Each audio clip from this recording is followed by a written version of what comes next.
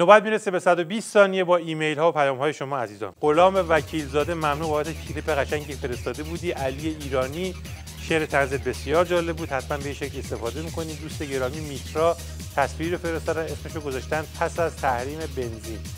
از دوست گرامی فرشته امیدوار که تصاویر ارسالشون همیشه کمک‌کار جدی پیک شادی بوده تشکر می‌کنم.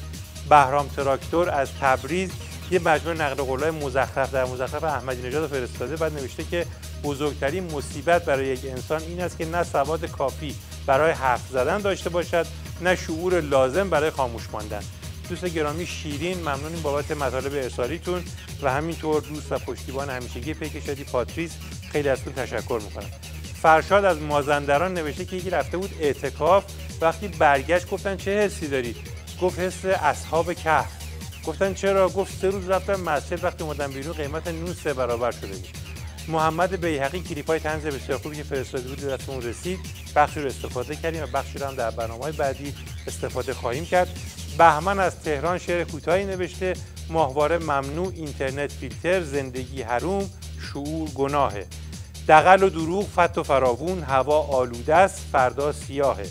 این حرف ملاست، گولشو نخور، هر چی که بگه از دم تباهه. ایرانی امروز با سر بلند، ضد ملاهاست، آزادی خواهه. ما سیل خلقیم، اون خس و خاشاک، ما کوه سرکش، اون پر کاهه. امین از کرج ممنون، کاریکاتورات رسید و همینطور شعر قشنگت.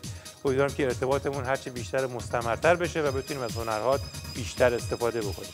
فریبرز ممتحن تصاویر قشنگ و جالبی که فرستادی به دستمون رسید، خیلی ممنونم. و همینطور از یاران و پشتیبانان همیشگی پیک شادی، مجید ساعتچی، علی آزاد، علیرضا افشارچی، جواد جمشیدی، ABC و رسول امین بابت مطالب بسیار جالبی که فرستادید تشکر می‌کنم.